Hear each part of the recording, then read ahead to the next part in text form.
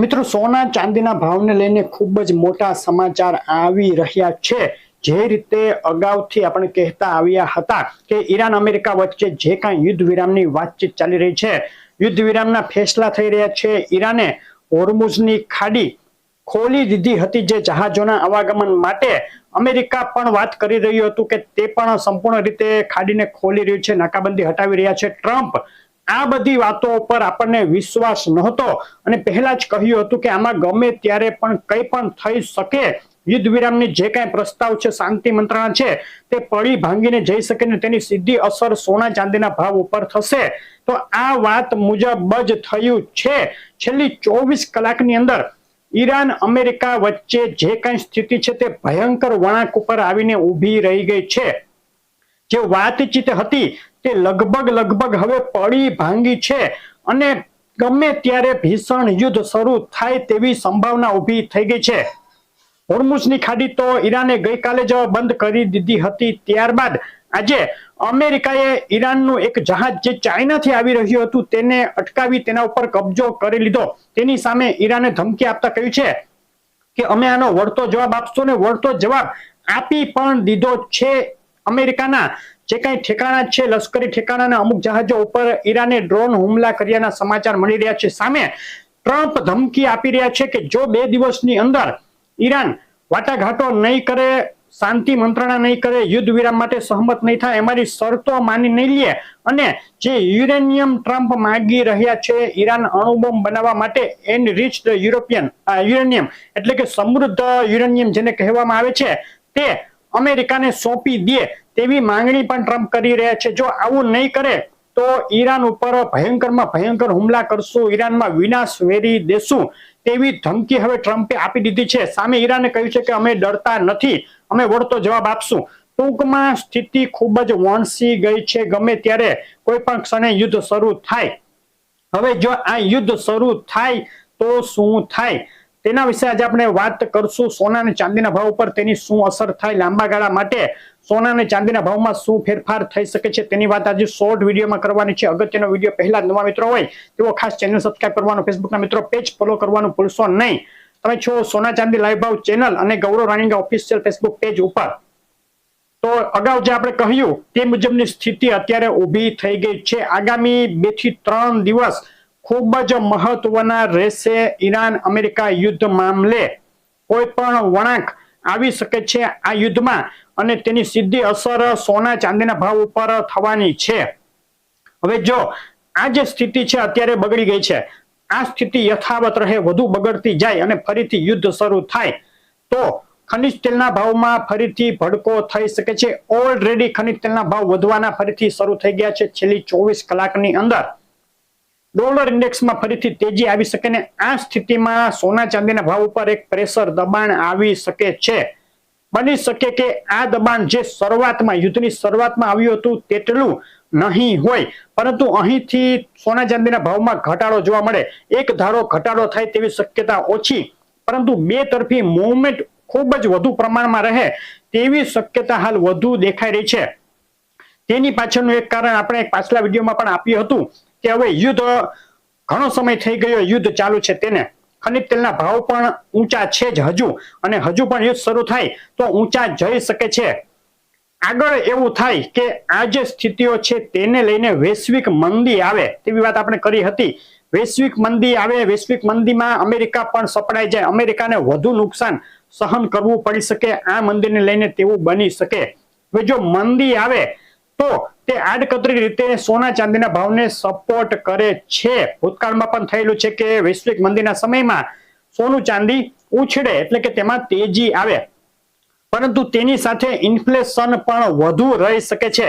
હવે ઇન્ફ્લેશન પણ વધુ અને મંદી પણ વધુ એટલે કે સ્ટેગફ્લેશન નામનું એક પરિબળ છે તે ઊભું થાય।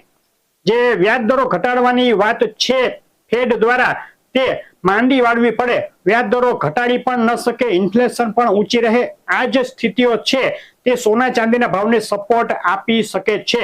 તેની સામે ખનિજ તેલના ભાવ ઊંચા રહે તો તે સોના ચાંદીના ભાવને દબાણ આપે એટલે કે ઘટવા માટેનું પ્રેશર આપે।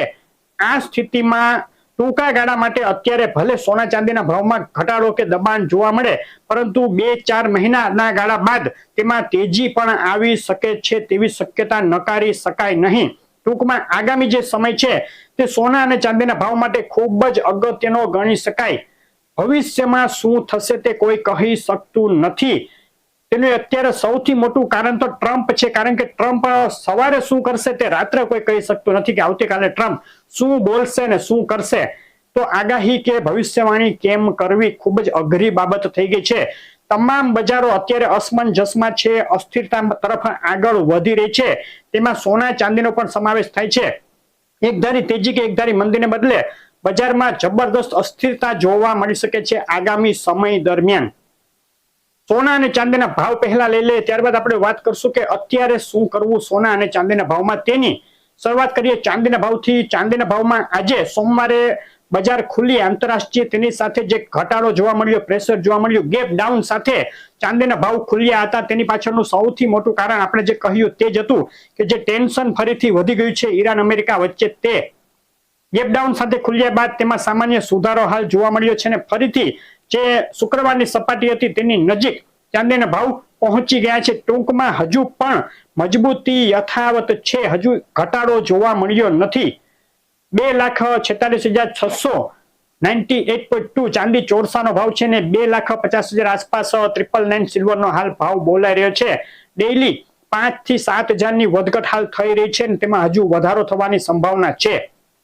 સોનાના ભાવની વાત કરીએ તો સોનાના ભાવમાં પણ તે રીતે જ આજે વહેલી સવારે સોમવારે પહેલા દિવસે માર્કેટ ખુલ્યું, તેની સાથે જ ઘટાડો જોવા મળ્યો.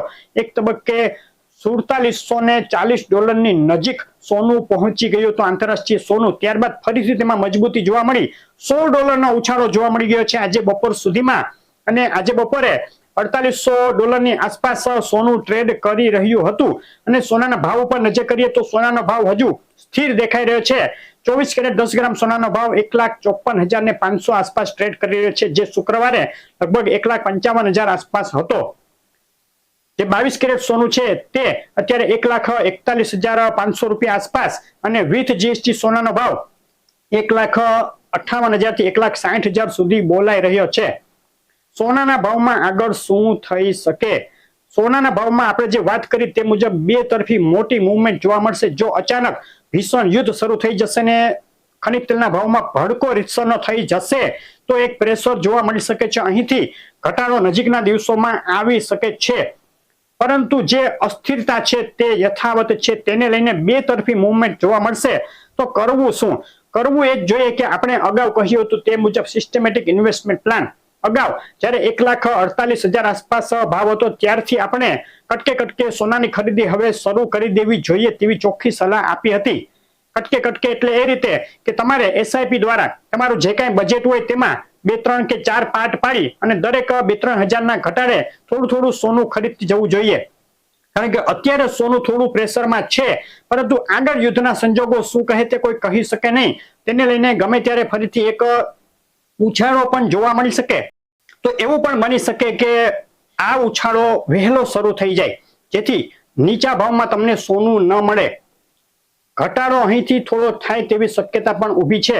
તો દરેક 2-3 હજારના ઘટાડે થોડું સોનું ખરીદતું જવાય. એક ધારો ઘટાડો આવે કે 1,30,000 ભાવ થઈ જાય પછી જ લેવું, તેવું કરવું નહીં. કદાચ તમને એ લેવલ જોવા ન પણ મળી શકે.